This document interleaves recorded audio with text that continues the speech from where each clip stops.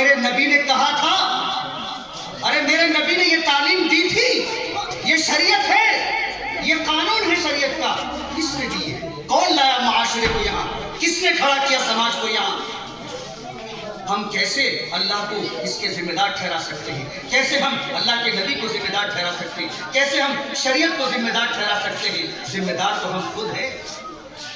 ہر انسان ذمہ دار ہے، آپ ذمہ دار، میں ذمہ دار، یہ سب ذمہ دار ہے آج معاشرے کو تباہی کے غار پر لانے کے لیے۔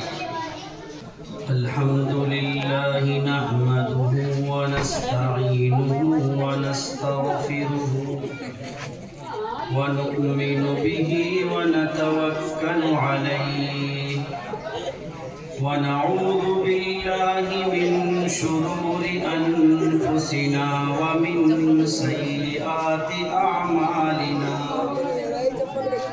من يهده الله فلا مضل له ومن يضلل فلا هادي له ونشهد أن لا إله إلا الله وحده لا شريك له ونشهد أن سيدنا ومولانا وسندنا وحبيبنا وشفيعنا ومولانا ومقتدانا محمدا عبده ورسوله أما بعد فأعوذ بالله من الشيطان الرجيم بسم الله الرحمن الرحيم قل إن كنتم تحبون الله فاتبعوني صدق الله العظيم وقال النبي صلى الله عليه وسلم إن أعظم النكاح بركة أيسره مؤونة أو كما قال صلى الله عليه وسلم۔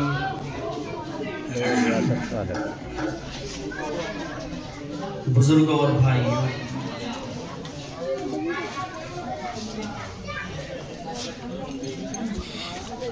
آپ سب حضرات اس بزم میں تشریف فرما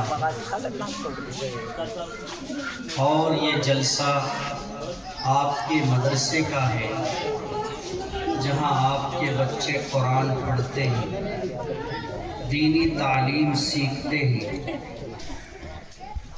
گویا کہ یہ مدرسہ ہمارے گاؤں کی آن بان اور شان،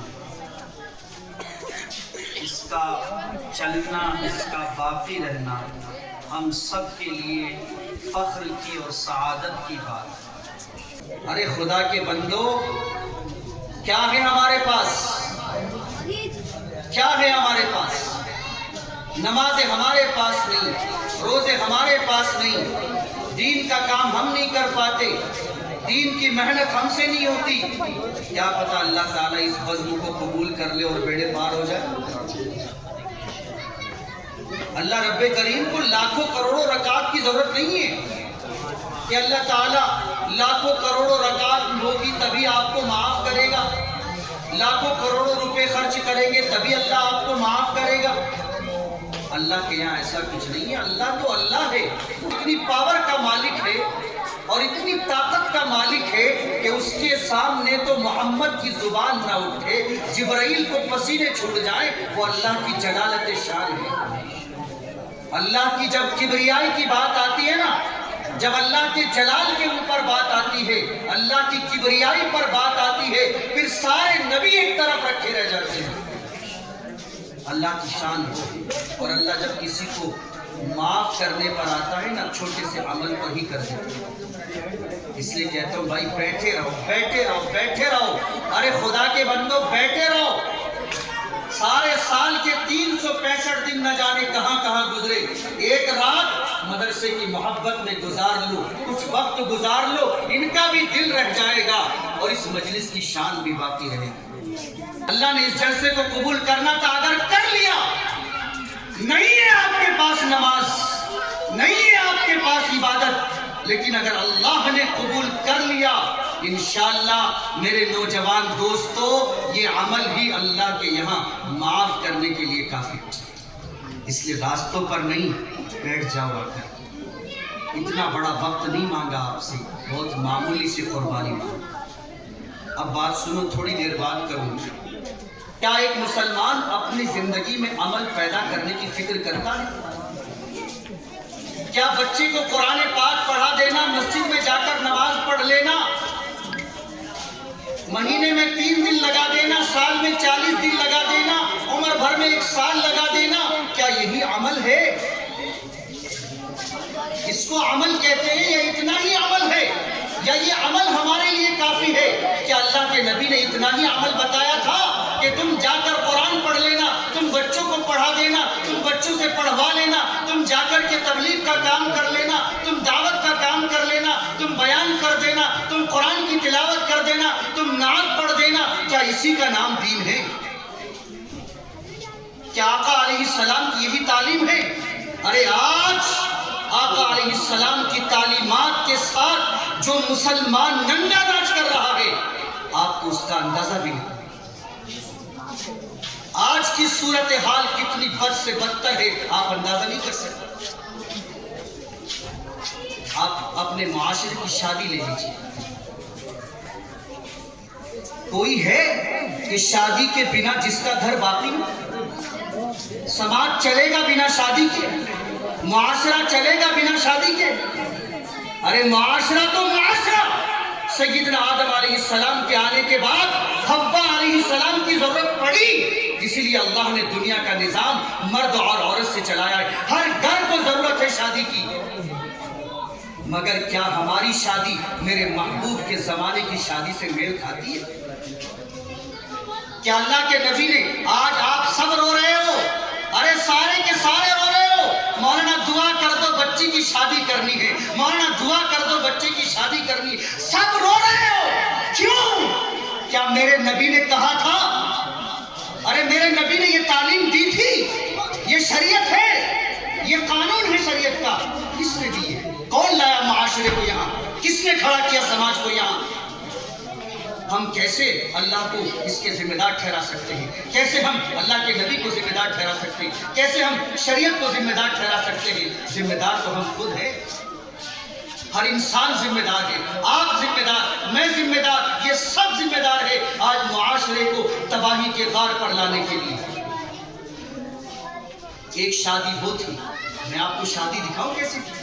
حضرت سعید ابن مسیب رحمۃ اللہ علیہ ایک تابعی ہے، ان کی ایک شادی دکھاتا ہوں۔ صحابہ کی شادی تو بھری پڑی ہے، وہاں تو تصور ہی نہیں تھا، ارے وہاں تو تصور ہی نہیں تھا ان چیزوں کا۔ اس سے بھی نیچے آ کر کے میں آپ کو سعید ابن مسیب، بڑے محدث، بڑے استاد، جلیل القدر عالم دین، بڑے صوفی، بڑے اللہ والے، اپنے وقت کے جلیل القدر محدث سعید ابن مسیب رحمۃ اللہ علیہ تابعی ہیں۔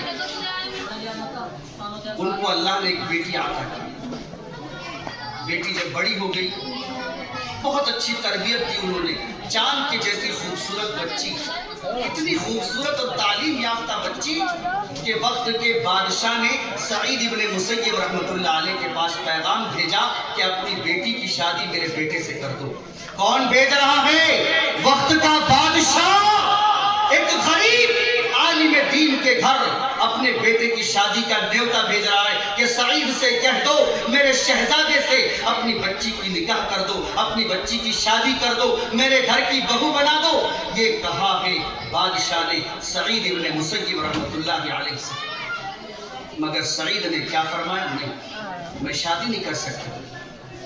ہمارے پاس کوئی بڑا سا رشتہ آ جائے نا، کوئی مالدار سا رشتہ اگر خود بھیج دے تو ہمارے تو مونچھیں اوپر کھڑی ہو جاتی ہے، ارے 3 دینے تھے 5 دے دوں گا، کوئی بات نہیں 5 دے دوں گا۔ رشتہ دیکھو، لڑکا سرکاری نوکر ہے، لڑکے کے باپ کو 100 بیگھے زمین ہے، اتنا بڑا خاندان ہے، ارے یہ نہیں دیکھا وہ شراب پیتا ہے یا نہیں پیتا ہے، وہ جوا کھیلتا ہے کہ نہیں کھیلتا ہے، وہ اڈے پر بیٹھتا ہے کہ نہیں بیٹھتا ہے، وہ کہاں رہتا ہے، وہ نماز پڑھتا ہے یا نہیں پڑھتا ہے۔ تم کو تو سجدوں کی پرواہ نہیں، تمہیں تو گڈیوں کی پرواہ ہے، سرکاری نوکریوں کی پرواہ ہے، اسی لیے بچیوں کو غلط طریقے سے شادی کرتے ہیں اور اس کے بعد وہ طلاق لے کر گھر بیٹھتی ہے، تب تمہارا جی لگتا ہے۔ शादी का मेयार तब्दील कर दिया। वो भी एक गरीब है, बादशाह शादी का पैगाम भेजता है मगर इनकार कर दिया। बादशाह ने सख्ती की, चूंकि पावर है, ताकत है। सईद ने कहा नहीं हो सकता, बच्ची मेरी है, मेरी इजाजत के बगैर शादी नहीं, मना कर दिया। इतने में हजरत अबू वदा सईद इब्न मुसय्यिब के शागिर्द उनके पास पढ़ा करते थे। एक मर्तबा कई दिन तक मजलिस में आए नहीं, कई दिन तक नहीं आए। जब कई दिन के बाद आए तो सईद इब्न मुसय्यिब ने पूछा कि बेटा इतने दिन तक क्यों नहीं आए, क्या हुआ? कहने लगे कि हजरत मेरी बीवी का इंतकाल हो गया था, उसकी वजह से मुझे चंद दिन घर रहना पड़ा। घर में माँ अकेली है, बूढ़ी है, उनकी खिदमत के लिए, उनको संभालने के लिए और अपनी बीवी के कुछ दिन अकेले में गुजारने के लिए मुझे रुखसत करनी पड़ी, इसलिए मैं आपके सबक में नहीं आ सका। सईद इब्न मुसय्यिब ने कहा कि भाई फिर शादी कर लो जब घर में कोई नहीं। फरमाया कि हजरत मुझसे कौन शादी करेगा, मेरी बीवी का इंतकाल हुआ है, तो मेरी पहली शादी बहुत मुश्किल से हुई, दूसरी शादी मेरी कौन करेगा? सईद इब्न मुसय्यिब ने कहा क्यों परवाह करते हो, मैं तेरा उस्ताद हूँ, मैं करूँगा, ये जिम्मेदारी मेरी है, मैं करूँगा, तो मुझे कहो, मैं शादी करता हूँ। और फरमाया निकाह खां को बुला करके, गवाहों को बुलाकर खुद निकाह पढ़ा कर कहा कि अबू वदा ये सईद अपनी चांद सी बेटी को तुम्हारी दुल्हन बनाता है। बादशाह के रिश्ते को ठुकरा कर अबू वदा की झोली में डाल दी। क्यों?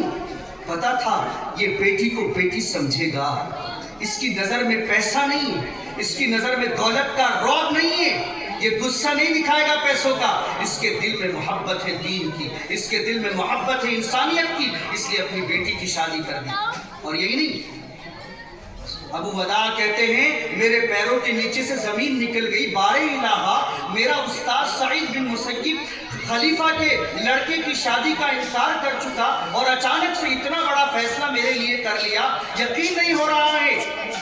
फौरन घर पहुंच गए, घर में जाकर अंदर बैठ गए। क्या होगा? कपड़े नहीं, दुल्हन के कपड़े नहीं, वलीमे का कुछ नहीं, क्या करूं? घर सोच रहे हैं, मगरिब का वक्त हो गया। इतने में किसी ने आवाज दी, दरवाजा खटखटाया, पूछा कौन? कहने लगे सईद। अबू वदा कहते हैं मैंने सोचा सईद, वो सईद तो हो नहीं सकते क्योंकि वो तो मस्जिद और घर के अलावा कहीं जाते नहीं, घर और मस्जिद, घर और मस्जिद, वो सईद नहीं हो सकते। पता नहीं कौन सईद होगा। पूछा भाई कौन सईद? फरमाया कि सईद इब्न मुसय्यिब, तुम्हारा होने वाला बाप, तुम्हारा ससुर सईद इब्न मुसय्यिब तुम्हारे दरवाजे पर खड़ा है। कहते हैं कि मेरे होश ठिकाने न रहे, फौरन दरवाजा खोला तो देखा कि पीछे कोई खातून खड़ी है। उसका हाथ मेरे हाथ में देकर कहा कि बेटा ये तुम्हारी बीवी है। मैंने समझा तुम घर में अकेले होगे, तुम्हारी माँ अकेले होगी, तुम्हारी बीवी मेरे पास थी, अमानत थी, मैं खुद इसे लेकर के चला आया। तुम अपनी बीवी को अपने पास रखो। घर के अंदर किया, दरवाजा बंद किया, घर से वापस आ गए और आपने घर आकर आराम किया। अबू वदा घर की छत पर खड़े हुए और खड़े होने के बाद ऐलान कर दिया कि लोगों, सईद की बेटी से मेरी शादी हो गई और उनकी बेटी आज मेरी बीवी बनकर मेरे घर में आ गई। कहीं महल्ले वालों को कोई गुनाह का शक ना हो जाए, इसलिए रात को ऐलान किया।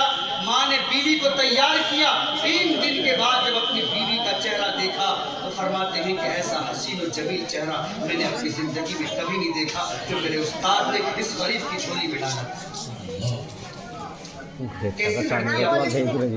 कैसे शादी बोझ होगी? क्या ये तरीका है?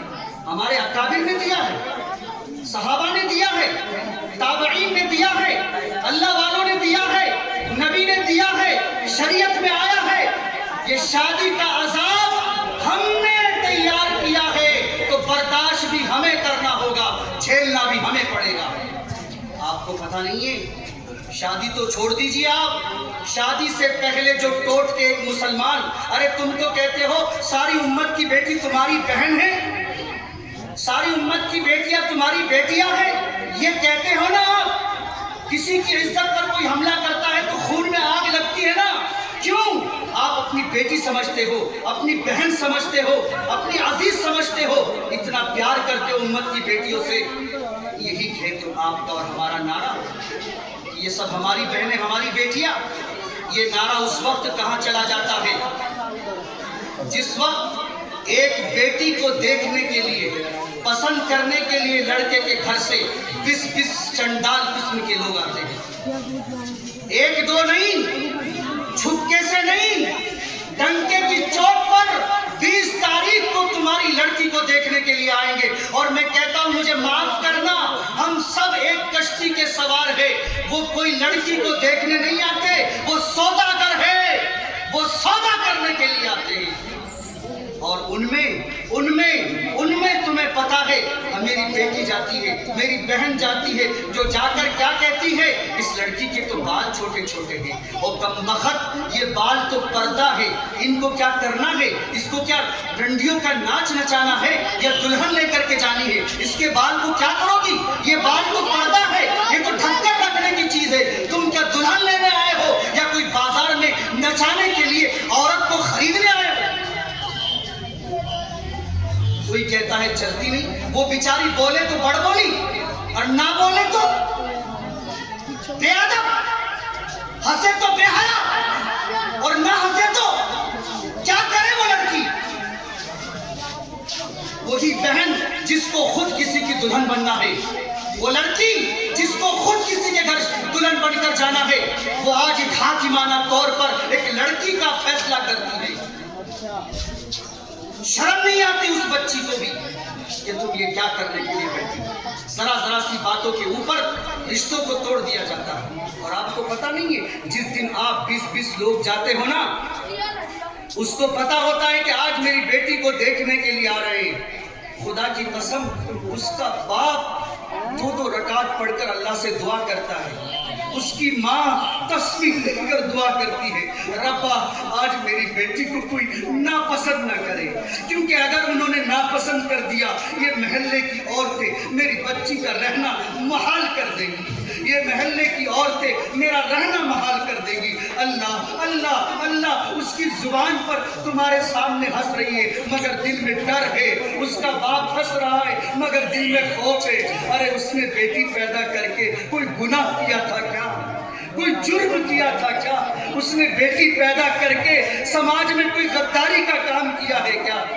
میرے نبی نے جس بیٹی کو سر کا تاج بنایا، میرے نبی نے جس عورت کو عزت دی تھی، آج اس نبی کا امتی، اس نبی کے نام پر واہ واہ کرنے والا امتی، اس نبی کے نام پر آہ آہ کرنے والا امتی، اسے دکھتا نہیں ہے کہ اسی نبی کی امت کا ایک فرد یہ لڑکی ہے، جس کے ماں جس کے باپ آج رو رہے ہیں۔